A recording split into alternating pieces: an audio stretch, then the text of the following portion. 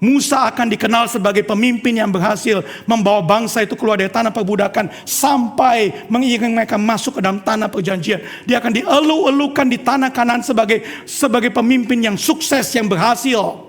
Kalau dia terima malaikat yang pimpin. Musa tahu jelas pilihannya adalah kalau malaikat yang pimpin 100% berhasil, sukses masuk tanah Kanaan, termasuk dirinya.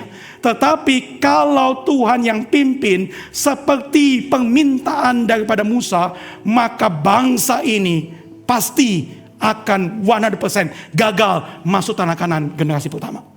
Mati, gagal di padang gurun, tapi ada Tuhan di sana. Masuk tanah Kanaan penuh susu madu, sukses, penuh dengan berkat, dengan segala kekayaan, kemakmuran yang diberikan. Tetapi di situ tanpa Tuhan. Saudara pilih yang mana? Kenyataannya kita lebih pilih semua yang baik-baik itu. Tapi kita tidak melihat bahwa semua yang baik itu lambat laun membuat kita kehilangan relasi yang dekat dengan Tuhan. Musa memilih untuk gagal asal tetap bersama dengan Tuhan. Gagal masuk tanah Kanaan, dirinya bahkan gak masuk. Dia mati di padang gurun, dia mati bersama dengan seluruh bangsa generasi pertama itu. Dia pilih untuk gagal asal tetap bersama dengan Tuhan, ketimbang berhasil masuk tanah Kanaan tapi tanpa Tuhan. Karena dia tidak rela kehilangan Yahweh yang berbicara kepada dirinya dalam perjalanan padang gurun itu seperti seorang bicara kepada temannya. Dia tidak rela kehilangan relasi yang intim dengan Tuhan sebagai the friend of God itu tuh. Dia gak rela kehilangan itu. Itu jauh lebih berharga daripada tanah penuh susu madu.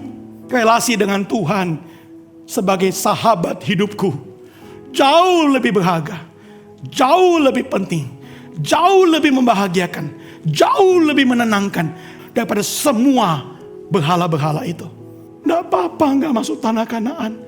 Gak apa-apa kehilangan berkat-berkat susu madu itu. Tapi kami gak mau kehilangan engkau.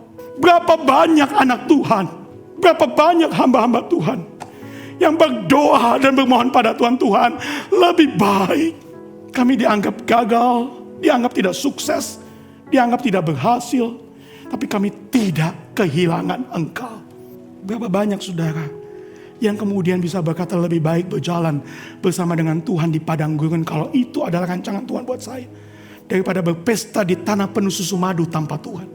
Allah yang berjanji akan menuntun langkah hidup kita, dan Allah yang menantikan kita setia kepada Dia seperti Dia setia pada hidup kita. Tapi berapa kali hati ini adalah hati yang lebih mau berkatnya daripada relasi dengan Tuhannya. Kenapa Tuhan tidak buat Musa masuk tanah Kanaan? Harusnya Tuhan menghargai dia, bukan? Supaya dia menikmati perjuangan dia sebagai seorang pemimpin. Harusnya begitu, bukan? Saudara, kita seringkali gagal fokus.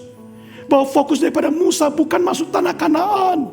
Fokus Musa adalah relasi yang dekat dengan Tuhan, bergaul, berjalan dengan Tuhan. Itu yang menjadi fokus dia. Tujuan akhir hidup kita adalah berjalan bersama Tuhan kemanapun Tuhan mau kita pergi.